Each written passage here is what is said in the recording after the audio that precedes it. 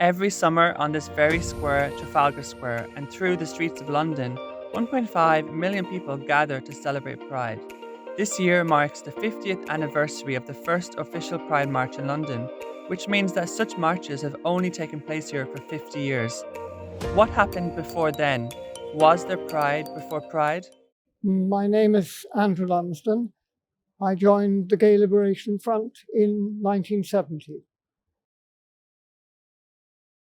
I was 20 in 1961, and people talk now about the persecution of LGBT people then. It's not the persecution I remember, it's the silence. Parents didn't ever refer to the subject. The newspapers never referred to the subject unless there was a criminal trial. Nobody at school, of course, ever mentioned the subject. So a common experience was if years and years later you came out to your parents, they would quite often say, "Yes, I thought you were," from when you were 8 years old. And you think, why didn't you say so? And of course, they didn't say so because you didn't talk about homosexuality. I didn't come out to myself until I was about 25. That was commonplace back in the 60s, and lots of people are the same today. They don't come out in their own heads until they're in their 20s.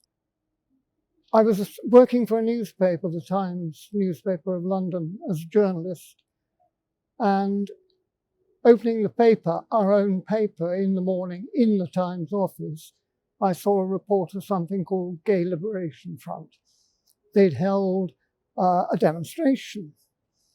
And I thought, I've got to get to this. I didn't even know the word gay particularly. It wasn't often used yet. But liberation, well, we'd all heard about that. Liberation for one nation or another nation, racial liberation, women's liberation. We'd all heard about that, but I had never in my life heard anybody use such a phrase as gay liberation. So I found out where the meetings were being held and went there as fast as possible. That was early December 1970 that I got to my first meeting. And I was so afraid that I asked a woman friend, a very dear and close woman friend, to come with me. I wasn't physically afraid. The fear was it might change my life forever. Within a minute, I knew I was home. And it's true, walking through that door changed my life forever.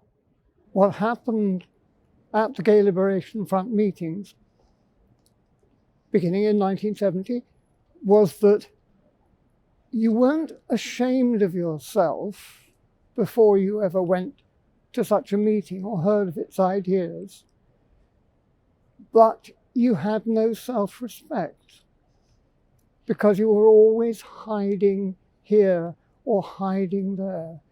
You were hiding your nature from your colleagues at a workplace.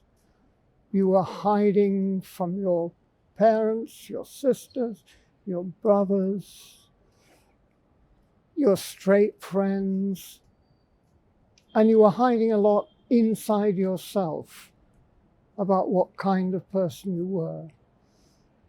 And as we began to share with each other in 1970, the depth of the hiding that was going on, we came out and we evolved so rapidly, this overwhelming, not command, demand.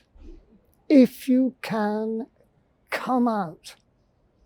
It was a period when there were no out MPs, no out pop stars, no out sports people. And when we had our first Pride demo, the one in 1972, we were breaking the taboo that went back 2,000 years. We came out. Saturday, the 1st of July, 1972, we held our first Pride March in Trafalgar Square.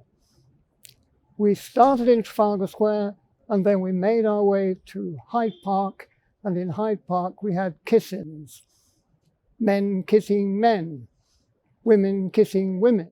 I have nieces and nephews, great nieces and great nephews, and they'll grow up knowing who I am.